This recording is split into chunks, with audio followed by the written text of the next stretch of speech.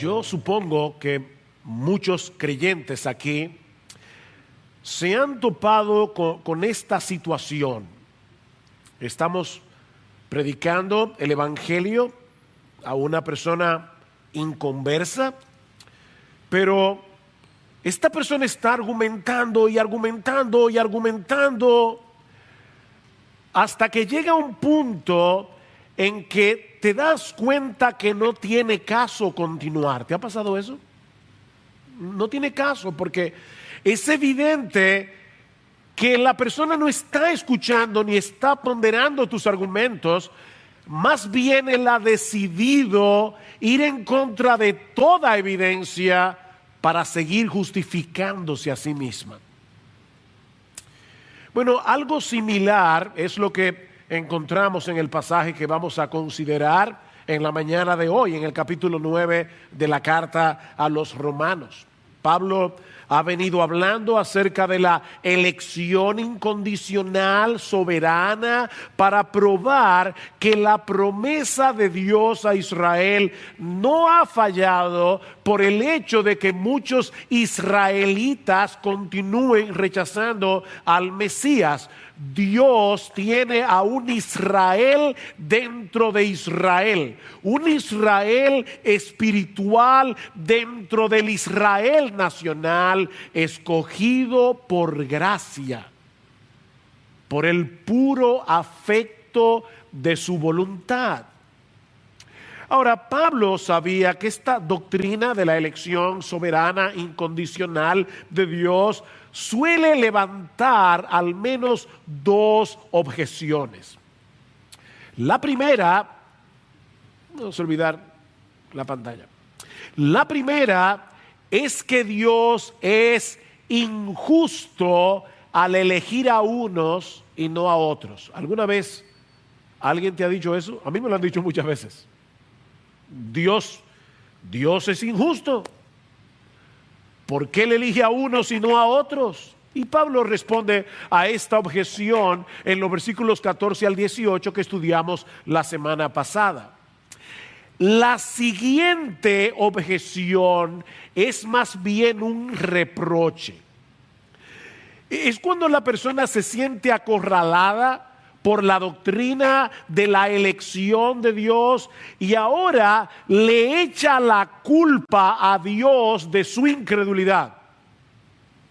Decía Luis Buñuel, un famoso cineasta español: yo soy ateo por la gracia de Dios. Y eso es lo que este hombre está haciendo aquí. Vean el versículo 19. Me dirás entonces, aquí está la objeción, ¿por qué pues todavía reprocha a Dios? Porque ¿quién resiste a su voluntad? La Nueva Versión Internacional lo traduce de esta manera. Pero tú me dirás entonces, ¿por qué todavía nos echa la culpa a Dios? ¿Por qué Dios me trata como culpable? ¿Quién puede oponerse a su voluntad? Pablo acaba de decir en el versículo 18 que del que quiere Dios tiene misericordia y al que quiere endurece. De ahí la pregunta del oponente de Pablo: ¿cómo puede un Dios así juzgar a los seres humanos? Si Él ha determinado en su soberanía lo que hará con cada uno. Y de nuevo, mis hermanos, tenemos que insistir en el hecho de que si Pablo hubiera enseñado que Dios escoge a los que Él sabe de antemano que van a creer en Cristo, no se hubiera levantado esa objeción. Si eso fuera lo que Pablo hubiera enseñado. Pero lo que levanta este cuestionamiento es precisamente la enseñanza de Pablo sobre la soberanía absoluta de Dios en la salvación de los pecadores.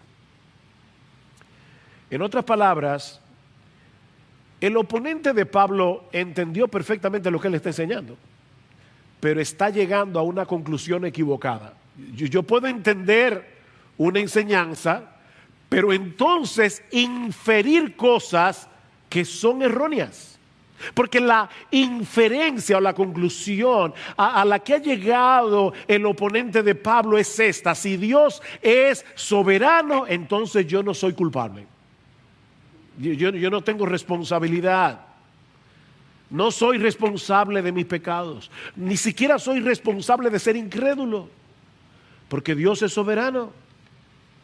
Pablo no está tratando aquí con un creyente confundido, que desea de corazón tener un mejor entendimiento de esta doctrina. Por favor, Pablo, explícame mejor este tema de la elección incondicional, porque yo no acabo de entender cómo es que Dios opera en el corazón de los hombres para traernos a salvación. ¿Tú me pudieras dar un poco más de explicación? No, eso no es lo que tenemos aquí.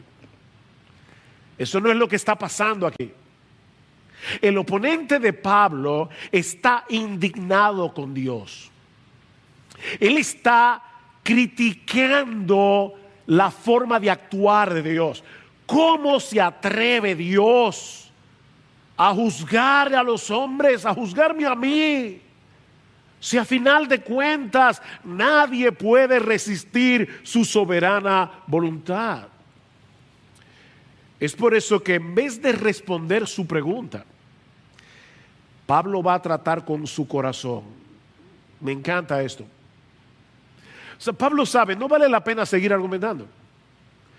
Yo tengo que ayudar a este individuo. Yo tengo que tratar con su corazón.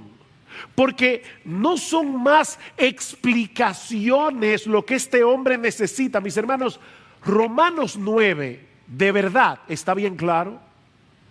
Bien claro. No es más explicación, es más humillación.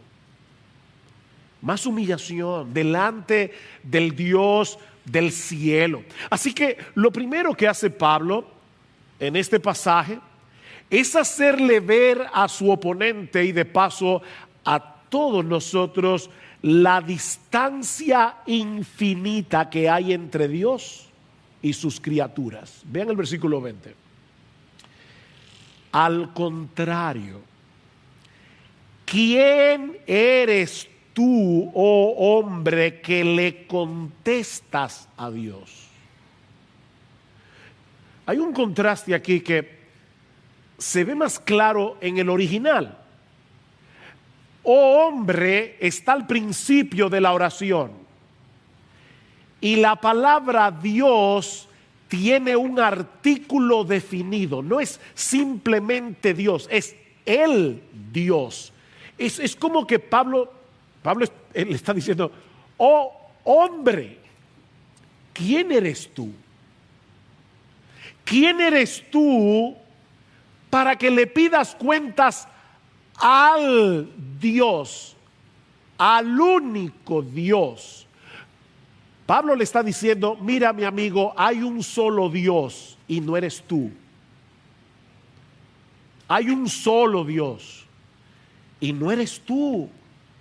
Eres un hombre, eres una criatura que para colmo de males eres pecadora, y aún así crees tener el derecho de criticar a Dios y demandarle una explicación.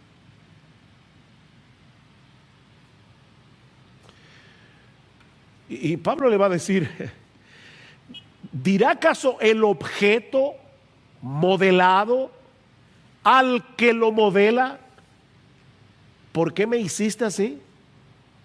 Ahora, la idea detrás de esta comparación que Pablo está usando aquí no es que el hombre sea un objeto inerte como una masa de barro en la mano del alfarero. No, el hombre posee una voluntad racional porque fuimos creados a imagen y semejanza de Dios. Nosotros tenemos intelecto, tenemos voluntad, tenemos emociones. Lo que Pablo quiere hacernos ver con esta comparación es cuán absurda es la actitud de una criatura que se atreve a criticar a su hacedor. Eso es tan absurdo como imaginar a una masa de barro criticando al alfarero por lo que él ha decidido hacer con ella. Esta era una ilustración muy conocida para los judíos, porque aparece varias veces en el Antiguo Testamento. Por ejemplo, en Isaías capítulo 29, versículo 16, Dios le dice a su pueblo: ay de los que van muy hondo para esconder sus planes al Señor y realizan sus obras en tinieblas y dicen: ¿quién nos ve o quién nos conoce? ¡Qué equivocación la vuestra! ¿Es acaso el alfarero como el barro, para que lo que esté hecho diga a su hacedor: él no me hizo? ¿O lo que está formado diga al que lo formó: él no tiene entendimiento? ¿Ustedes creen que el alfarero que está haciendo su taza no conoce la taza bien? Él la hizo. Es la misma idea que encontramos en Jeremías 18. Dios le ordena a Jeremías que vaya a casa del alfarero, y cuando llega lo encuentra haciendo una vasija de barro que se echa a perder. Así que el alfarero tiene que hacerla de nuevo, y el texto en Jeremías dice: según le pareció mejor al alfarero hacerla. Y entonces Dios le dice a Jeremías: ¿no puedo yo hacer con vosotros, casa de Israel, lo mismo que este alfarero? Declara el Señor. He aquí como el barro en manos del alfarero, así sois vosotros en mi mano, casa de Israel. Wow. Él es el creador. Nosotros somos sus criaturas. ¿Ustedes se imaginan a una masa de barro molesta con el alfarero porque la convirtió en taza en vez de plato? ¿O porque le hizo una asa demasiado pequeña? Mi esposa, Gloria, en estos días me dio una ilustración más criolla. Aquí tenemos a una mujer con harina y agua, y resulta que la masa está peleando porque la hizo yaniqueque en vez de pastelito. Yo sé que mueve a risa. Yo lamento los que están viendo esto de otro país, no van a entender nada, pero yo sé que mueve a risa, pero hermanos, es precisamente la ironía que Pablo nos está presentando aquí. Dice John Stott: estas personas se niegan a permitir que Dios sea Dios. Como si el alfarero se hubiera convertido en la vasija y la vasija en el alfarero cambiaron de posición. Spurgeon es más contundente.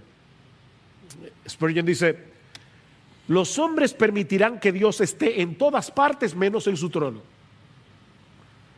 Dios puede estar en cualquier lugar menos en su trono. Le permitirán formar mundos y hacer estrellas, dispensar favores, conceder dones, sostener la tierra y soportar los pilares de la misma, iluminar las luces del cielo y gobernar las incesantes olas del océano. Pero cuando Dios asciende a su trono, sus criaturas rechinan los dientes. Ese es el problema. Yo quiero un Dios controlable, un Dios al que yo pueda manipular. Pero ese no es el Dios de la Biblia. Mira, mi amigo, fue Dios el que te dio una mente para pensar y una boca para hablar. De hecho, aún el aire que usas para que tus palabras puedan ser escuchadas, porque si no hay aire no se transmite la voz. El aire que tú usas para que tus palabras puedan ser escuchadas es el aire de Dios. La mente es de Dios, la boca es de Dios, el aire es de Dios. ¿Y tú te atreves a usar tus capacidades para criticarlo? A ese mismo Dios que te mantiene con vida hasta el día de hoy. Mi amigo, tú y yo llegamos ayer a este mundo. Dios es eterno. Eterno. somos tan frágiles que un pequeño virus que no se ve a simple vista te puede llevar mañana a una clínica entubado o a la tumba. Y Él es el Todopoderoso. Él es el que formó todas las cosas con la palabra de su poder. Mire, yo estoy seguro que la mayoría de los que estamos aquí no somos capaces de entender la teoría de la relatividad. Ustedes conocen la fórmula, muchos, pero ¿de verdad tú me puedes explicar la teoría de la relatividad? Algunos tal vez sí, yo no puedo. Pero déjame decirte algo. La mente de Einstein no era más que una pequeñita gota casi invisible ante el océano infinito de la sabiduría de Dios. Y tú quieres que Dios te explique lo que Él está haciendo.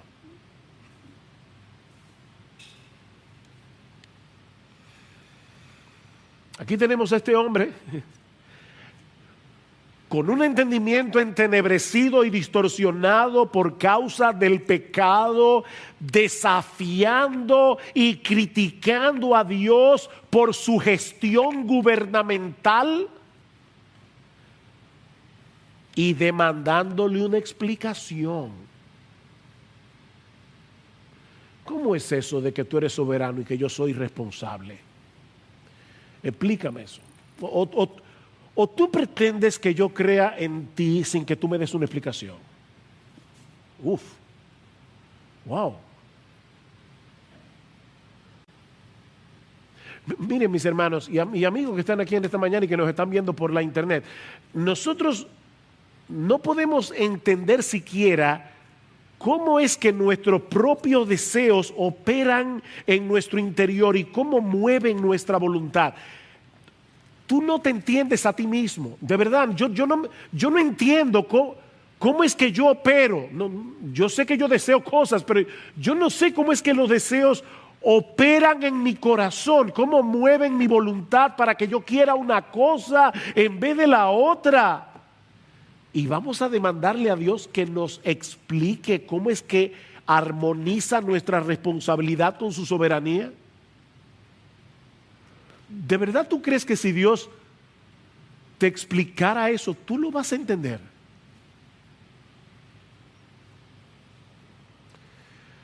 Oh hombre, ¿quién eres tú? ¿Quién eres tú? Asume tu lugar de una simple criatura del polvo. En vez de seguir demandando una explicación que no tienes derecho a exigir y que tampoco tienes la capacidad de entender, mi amigo, acógete humildemente a la gracia y la misericordia de Dios en Cristo, que Él ofrece a todos libremente por medio del Evangelio. A todos. A todos libremente. Si tú no vienes es porque no quieres. Pero Pablo no solo le hace ver a este hombre que hay una distancia infinita entre nosotros y Dios, sino también que Dios tiene el derecho y la autoridad de dispensar su justicia y su misericordia como Él quiera. Para eso es Dios. Vean otra vez versículo 20 y 21.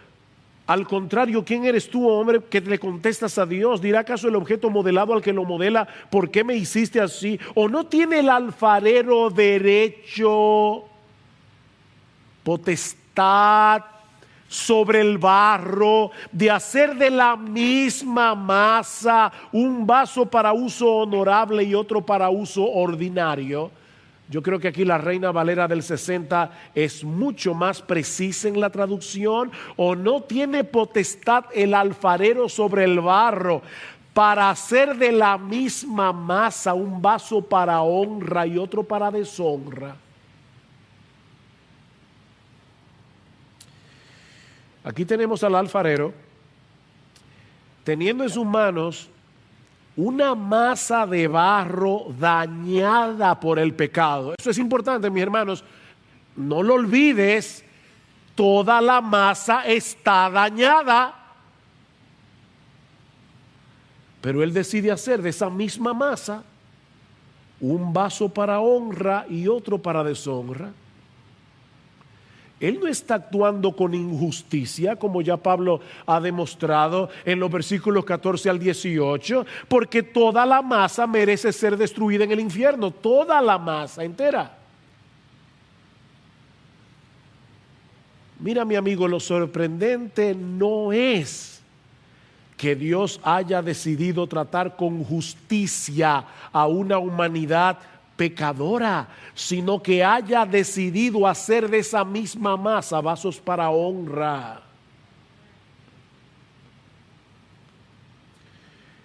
Es la misericordia de Dios y no la justicia lo que debería dejarnos boquiabiertos. La justicia de Dios es entendible. Lo que no es entendible es su misericordia. Sobre todo si tomamos en cuenta lo que Pablo ha dicho anteriormente en los capítulos 1 al 3 de Romanos sobre la culpabilidad del hombre. Yo sé que hace mucho tiempo que nosotros pasamos por esa sección de la carta, pero mis hermanos, no olviden que la carta a los romanos, voy a decir algo aquí como yo suelo decir a veces bien profundo, la carta a los romanos es una carta. ¿Y cómo tú lees una carta? Tú no lees un párrafo hoy, otro párrafo mañana y otro párrafo el mes que viene. Tú la lees de un tirón. Así que los miembros de la iglesia en Roma leyeron esta carta de una sentada de principio a fin. Así que lo que a nosotros nos ha tomado meses, a ellos le tomó 20 minutos, 25 minutos. Hace 20 minutos que ellos pasaron por Romanos 1, 2 y 3. Y en esos primeros capítulos de Romanos, de hecho, solo para que sepan, la carta entera a los romanos dura 55 minutos leído pausadamente. 55 minutos. Entera, los 17 capítulos.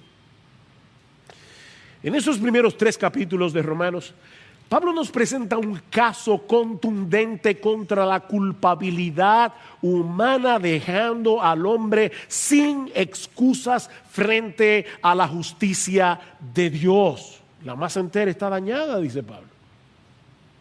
Porque la ira de Dios se revela desde el cielo contra toda impiedad e injusticia de los hombres que con injusticia restringen la verdad.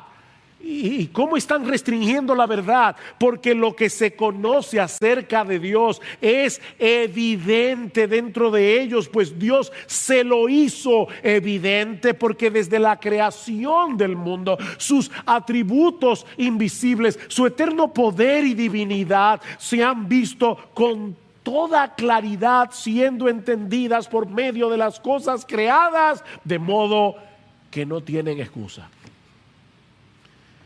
No aguanto la tentación de decirles esto. En estos días, Gloria y yo hemos estado viendo algunos documentales y uno de ellos fue acerca de la ley de Benford.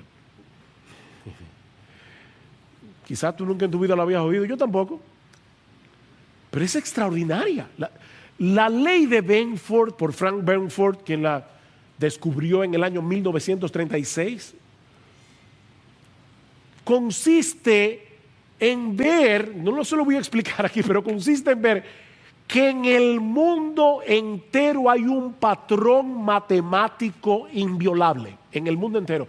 Tú tomas todos los ríos del mundo, por decirte algo, y tú los pones en orden de mayor a menor, y te vas a dar cuenta que el número que va a dar eso es una curva. Es una curva. ¿Saben cómo? Eso tú lo puedes hacer con tu cuenta de banco, tú lo puedes hacer con tu... Yo no sé con cuántas cosas. Eso es impresionante. La ley de Benford. Y Gloria y yo veíamos el documental y el tipo que está haciendo el documental le decía a las personas, pero ¿cómo es que eso pasa? Y decía, nosotros no tenemos la menor idea. Y yo decía, claro que no tienen la menor idea porque han sacado a Dios de la ecuación.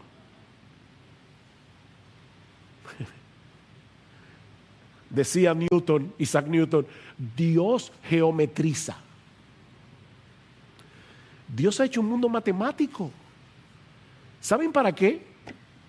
Para que la gente que sabe de matemática lo pueda ver. Pero ellos se niegan a ver lo que es evidente. Y Pablo dice, no tienen excusa. No tienen excusa, pues aunque conocían a Dios, no le honraron como a Dios, ni le dieron gracias, sino que se hicieron vanos en sus razonamientos y su necio corazón fue entenebrecido. Profesando ser sabios, se hicieron necios, dice Pablo. Duras palabras. Y más adelante en Romanos capítulo 3, versículo 19, Pablo va a decir, para que toda boca se calle y todo el mundo se ha hecho responsable ante Dios. ¿Ven? Responsable. Somos moralmente responsables. No somos títeres, no somos robots. Dios es soberano, el hombre es responsable. El hecho de que nuestra mente finita sea incapaz de armonizar ambas cosas no elimina nuestra culpabilidad. De manera que Dios está en su pleno derecho de manifestar su gloria, otorgándole misericordia al que Él quiere y tratando con justicia a los demás. Él tiene derecho. Ese es el argumento de Pablo en los versículos 22 al 24. Y una vez más, voy a citar la Reina Valera porque creo que va a ayudar a ver el flujo de pensamiento. Dice el apóstol Pablo, versículo 22, Reina Valera, y que si Dios, queriendo mostrar su ira y hacer notorio su poder, soportó con mucha paciencia los vasos de ira preparados para destrucción, y para hacer notorias las riquezas de su gracia, las mostró para con los vasos de misericordia que Él preparó de antemano para gloria, a los cuales también ha llamado, esto es, a nosotros, no solo de los judíos, sino también de los gentiles. ¿Se dieron cuenta que Pablo 2 veces dice hacer notorio, dar a conocer? Dios hace las cosas como las hace para que su gloria sea más ampliamente revelada por medio de su justicia y por medio de su misericordia. No se trata de una cosa o la otra, son las dos cosas a la vez. Dios tiene potestad de soportar con paciencia la soberbia de los incrédulos, como hizo con Faraón. Una plaga y Faraón resiste. Dios pudo haber dicho, se acabó Faraón. No, y otra plaga, y otra más, y otra más, y Dios soportando a Faraón con paciencia. Algo interesante en el texto es que Pablo deja ambiguo quién fue que preparó esos vasos para destrucción. Él no lo dice. Y de hecho, la voz del verbo que Pablo usa aquí en el original puede ser traducida como una voz media, de manera que es probable que lo que Pablo está diciendo es que esas personas escogieron su curso de acción. Ellos decidieron seguir en impenitencia. Ellos se prepararon a sí mismos para la destrucción. Porque luego Pablo es más explícito, o totalmente explícito, cuando habla de los vasos de misericordia. Dice, Él los preparó de antemano. ¿Ven? Activamente. Él. Dios no hace incrédulo a los incrédulos. Dios no crea maldad en los malos. Él no tienta a nadie, ni puede ser tentado por el mal. No, Dios no hace eso. El malo es malo porque le da la gana ser malo, porque esa es su naturaleza. Somos pecadores. Es una misma masa dañada, ¿ven? Pero tarde o temprano, Dios tiene paciencia. Wow, yo pienso en mí mismo, de verdad. ¿Cuántas veces siendo un adolescente en mi arrogancia yo me burlé de Dios? ¿Cuántas veces? ¿Cuántas veces comencé teorías y leí el origen de las especies de Darwin y ya yo creía que era un experto en evolución? Un muchachito de 17 años y ya yo creo que soy un experto.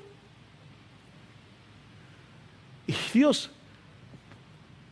esperando con paciencia, para luego decirme un día: su gel se acabó, vive. ¡Oh, wow! ¡Oh, wow! Este libro es verdad. No, yo no vengo del mono. Me hizo Dios. Gloria al Señor. Su mano me formó. ¡Cuánta paciencia! Así que, mi amigo, tú solo tienes una opción, y es humillarte ante Dios y clamar por misericordia, porque Él es justo, pero también es misericordioso. Las dos cosas. Yo no sé cuántas veces yo he escuchado esta frase, y estoy seguro que tú también: mi Dios es un Dios de amor, y Él no va a condenar a nadie. ¿Han oído eso?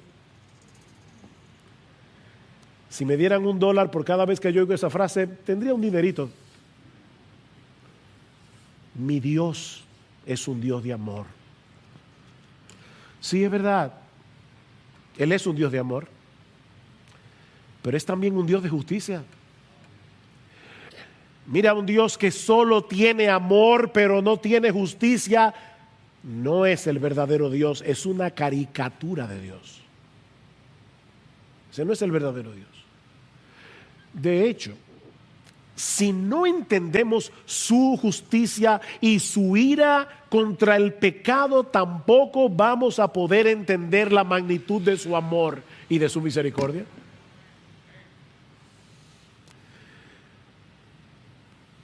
Mis hermanos, ¿por qué la segunda persona de la Trinidad tuvo que hacerse hombre y morir en una cruz siendo inocente? ¿Por qué?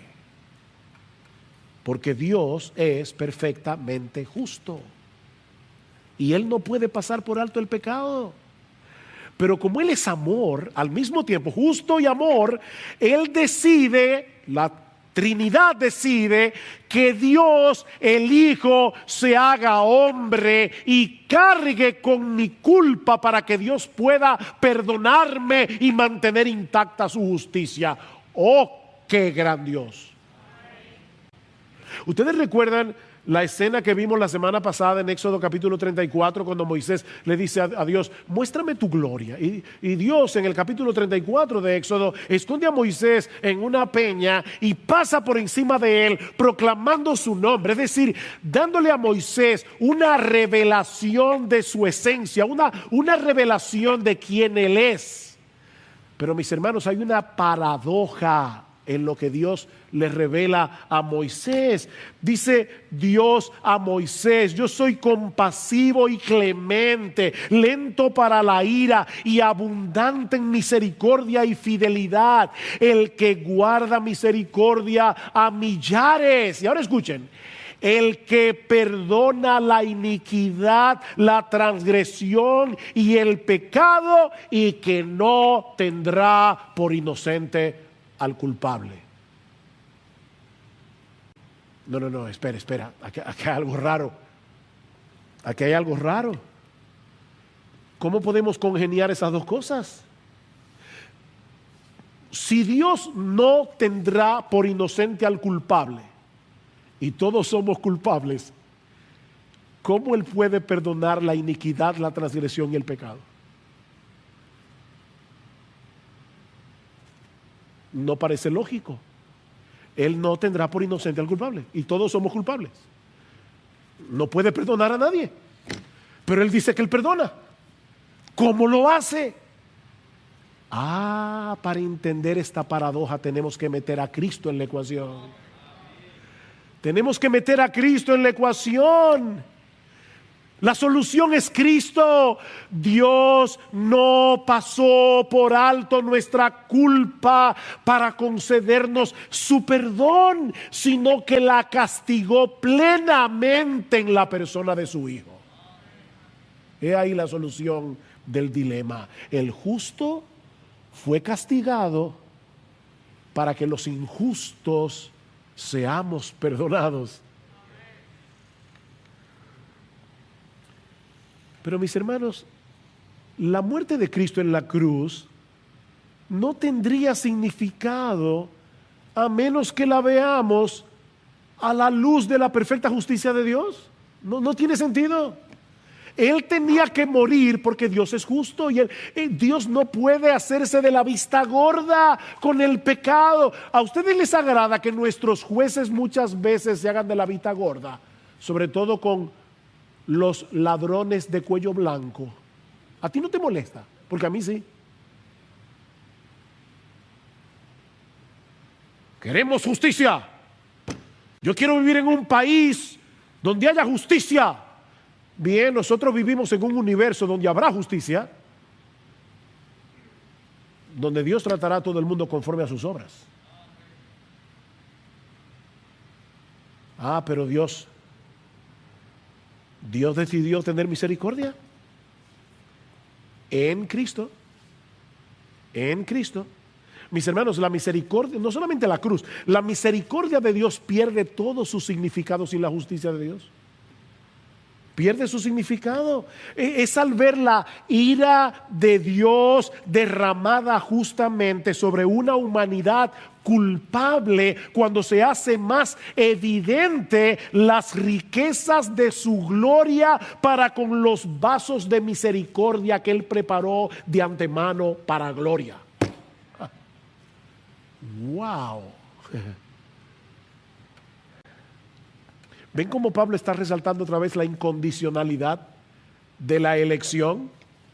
De esa misma masa dañada por el pecado, Dios decidió mostrar las riquezas de su gloria con vasos de misericordia que Él mismo preparó de antemano para gloria. Para que vean el esplendor de su gloria y para que compartamos su gloria. Los justos resplandecerán como el sol en el reino de su Padre, dice Jesús. Por eso es que Pablo dice en Romanos 8:18 que las aflicciones del tiempo presente no son comparables con la gloria venidera que en nosotros ha de manifestarse. Vasos de misericordia. Wow, mi hermano, ¿tú has pensado en ti de esa manera? Yo soy un vaso de misericordia, rebosando de misericordia. Y fui preparado para gloria.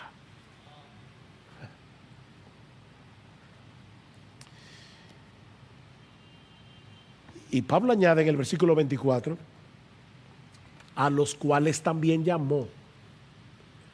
Y es obvio por el capítulo 8 de Romanos, que ese llamamiento del que Pablo está hablando aquí no es simplemente el llamado que hacemos libremente a través de la predicación del Evangelio a cualquiera que quiera venir a Cristo. No, este es un llamado irresistible que liberta nuestra voluntad de la esclavitud del pecado para que nosotros podamos responder libremente al llamado del Evangelio.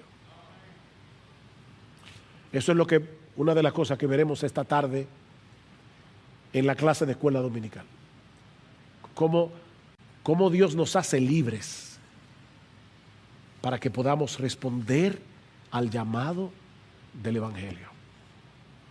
Pero al hablar de este llamamiento, Pablo nos lleva de vuelta al argumento principal de toda esta sección de la carta, y es que la promesa de Dios no ha fallado. Recuerden que ese es el argumento, ese es el foco principal de los capítulos 9, 10 y 11. Aunque muchos descendientes físicos de Abraham permanecían en incredulidad, ahora Pablo le hace ver a su oponente que el verdadero Israel no solo está compuesto por todos aquellos israelitas que fueron escogidos de pura gracia, sino también por todos aquellos que fueron elegidos de entre los gentiles. Hoy, gloria a Dios, habían dominicanos ahí. Por eso estamos aquí. De manera, mis hermanos, que el plan de Dios no ha fracasado. ¿Qué fue lo que Dios le prometió a Abraham en Génesis capítulo 12, versículo 3? En ti serán benditas todas las familias de la tierra. Esa fue la promesa. Y más adelante en el capítulo 22, versículo 18, Dios le dice a Abraham: y en tu simiente serán bendecidas todas las naciones de la tierra. Y eso es lo que Pablo va a probar ahora a través de 4 citas del Antiguo Testamento, 2 del libro de Oseas, 2 del profeta Isaías, para mostrar que la inclusión de los gentiles y la salvación de un remanente de Israel escogido por gracia, ese fue el plan de Dios desde el principio. Y eso nos lleva a nuestro tercer y último encabezado, que veremos mucho más brevemente. Y es que Dios ha estado llevando a cabo lo que Él se había propuesto hacer en su soberanía. Dios está haciendo lo que Él dijo que iba a hacer. La mayoría de los oponentes de Pablo eran judíos, la mayoría.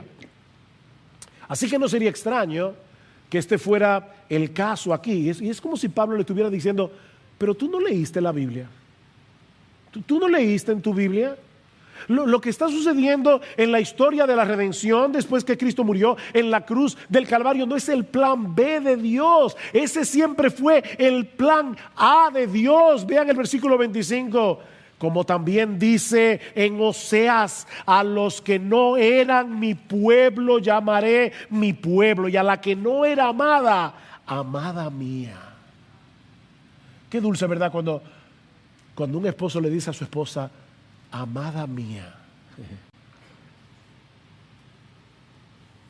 En el tiempo de Oseas, el reino del norte se había apartado de Dios, se había entregado por entero a la idolatría, es decir, que espiritualmente hablando se habían convertido en una nación adúltera, y Dios los castigó usando a la nación de Asiria en el siglo 8 antes de Cristo como instrumento de juicio. Israel fue esparcido entre las naciones y tratados como una nación gentil, como si no fueran el pueblo de Dios. ¿Saben lo que hizo Dios? En el norte, recuerden que habían 10 tribus en el norte, 2 en el sur. Dios levantó a Oseas en el reino del norte.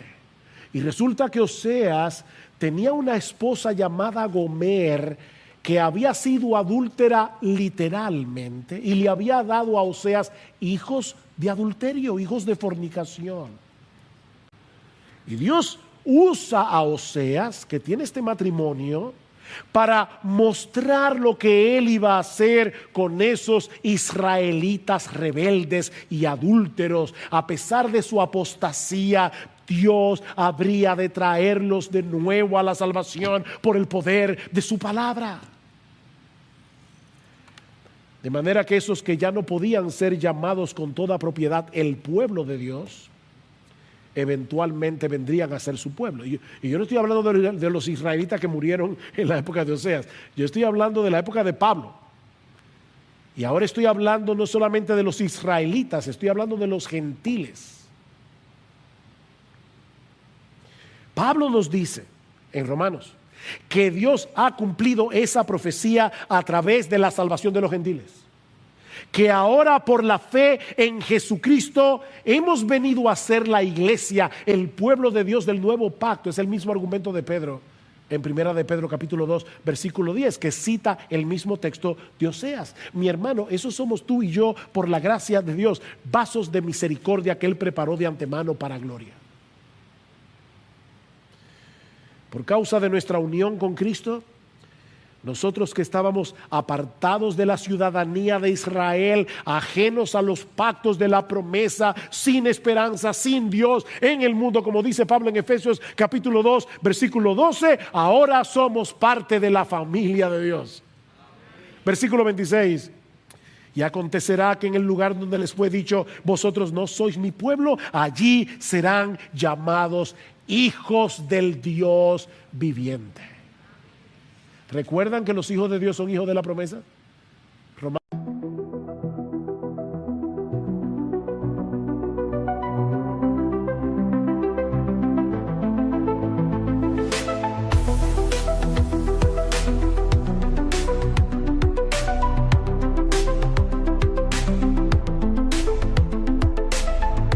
Flickering lights again, whispers in the rain.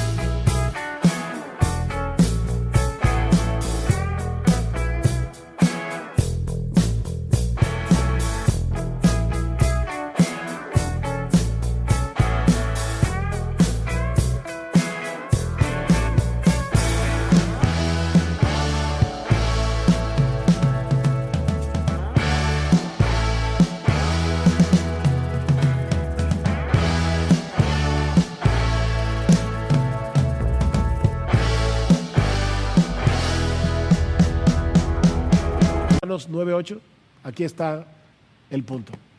Nosotros somos hijos de Dios.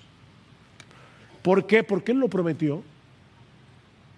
¿Y qué de Israel? ¿Cómo entender que tantos israelitas continúan en incredulidad? Bueno, Pablo va ahora a citar Isaías, versículo 27. Isaías también exclama en cuanto a Israel: aunque el número de los hijos de Israel sea como la arena del mar, solo el remanente será salvo, porque el Señor ejecutará su palabra sobre la tierra cabalmente y con brevedad.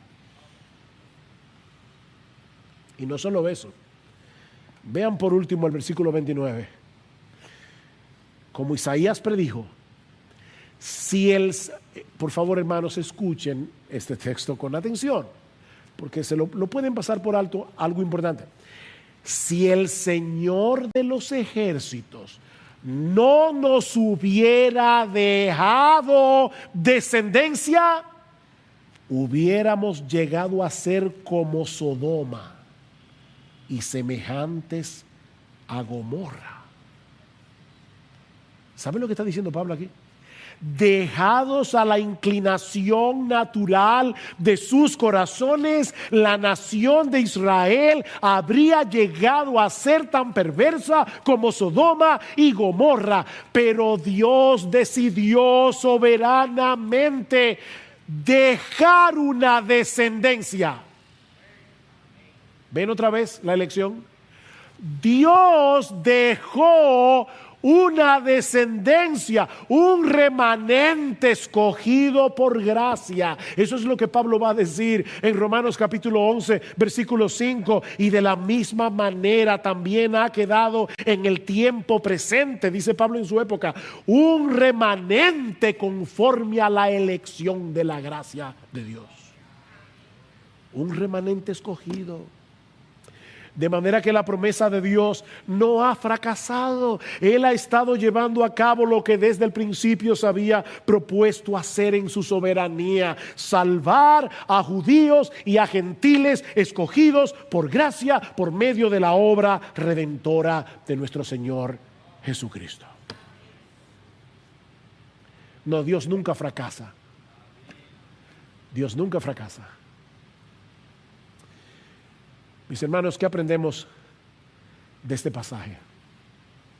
¿Qué aprendemos de este pasaje? Bueno, en primer lugar, que en vez de tratar de defender a Dios, esa es la tentación que nosotros tenemos, la tentación de defender a Dios, suavizando ciertas doctrinas de la Biblia que pueden ofender a los incrédulos. Oh no, mis hermanos, más bien debemos mostrarles la grandeza, la majestad y la santidad de Dios, para que ellos puedan ver su pequeñez y su pecado y vengan delante de Él humillados, clamando por misericordia. Mis hermanos, Pablo está lidiando con el corazón de este hombre. ¿Saben para qué? Para que se humille y encuentre salvación en Cristo. Mi hermano, no defiendas a Dios. Él no necesita que tú lo defiendas. No suavices la Biblia.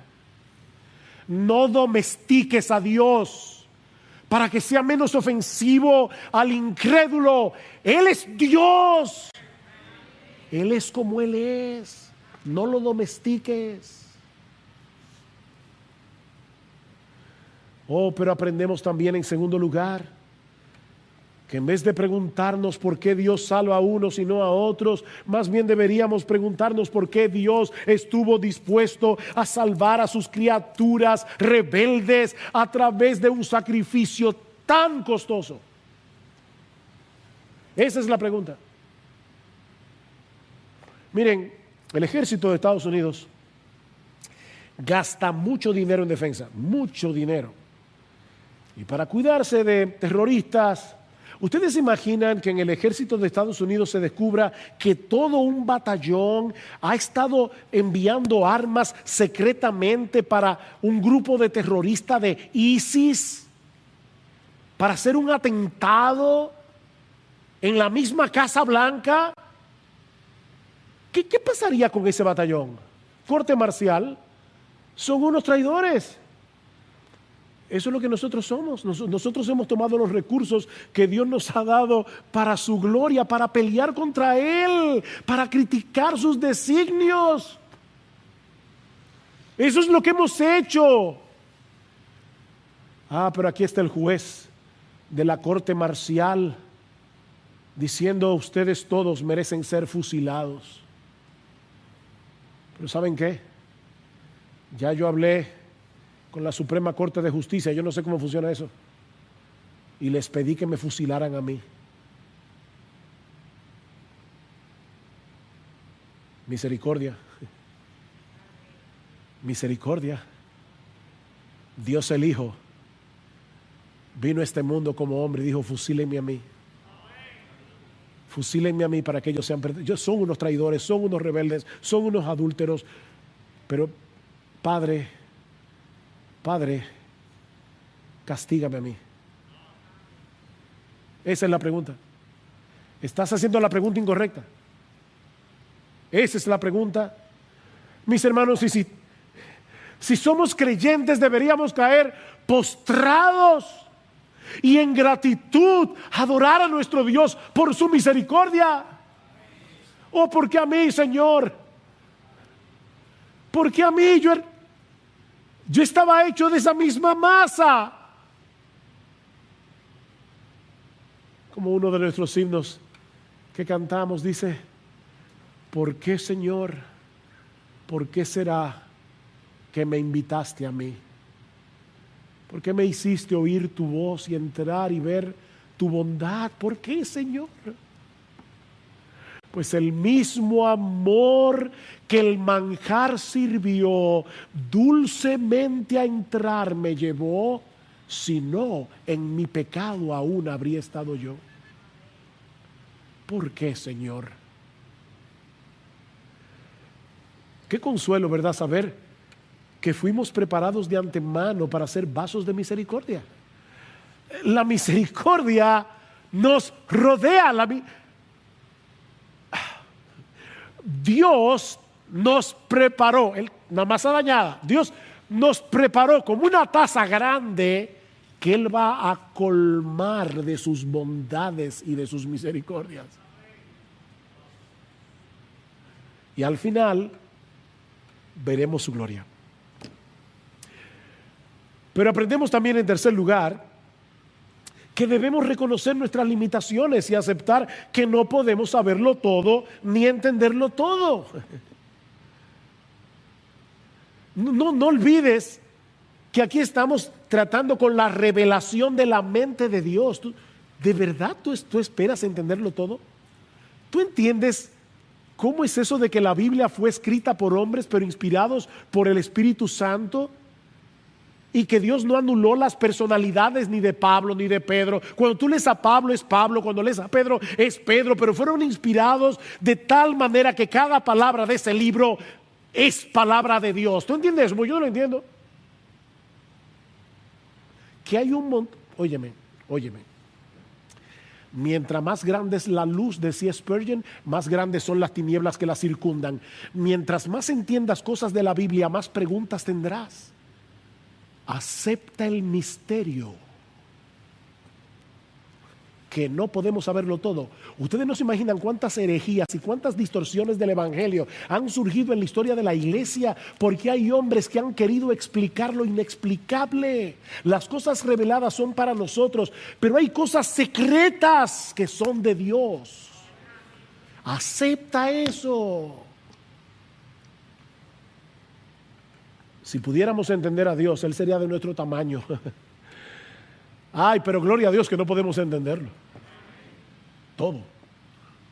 En quinto lugar, aprendemos también que no debemos aislar la soberanía de Dios del resto de sus atributos. No hagas eso. Sí, nuestro Dios es soberano, pero Él también es justo y misericordioso y compasivo y santo y sabio y bueno. Y así podremos continuar enumerando un atributo tras otro que no se encuentran en Romanos 9.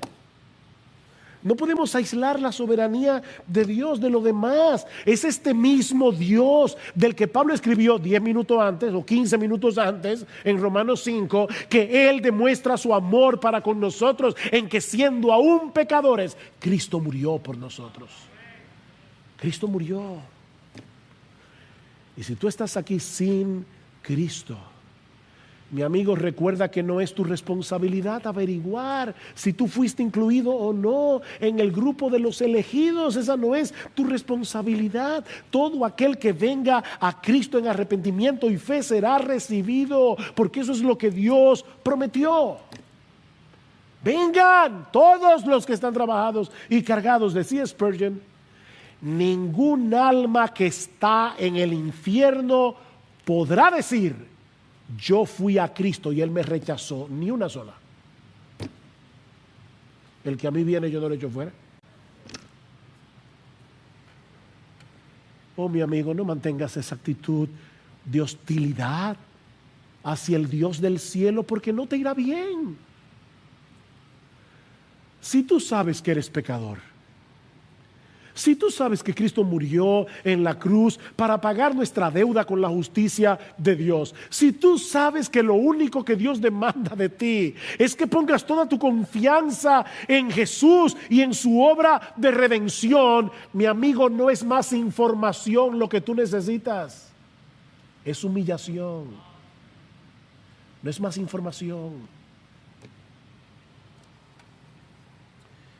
Ven, clamando por misericordia, ven, y misericordia te será concedida, porque ese Dios absolutamente soberano no puede negarse a sí mismo. Él no puede hacer eso, y Él ha prometido poner en nuestra cuenta la justicia perfecta de su Hijo y perdonar todos nuestros pecados y darnos el don de la vida eterna únicamente por medio de la fe. Ven y serás recibido.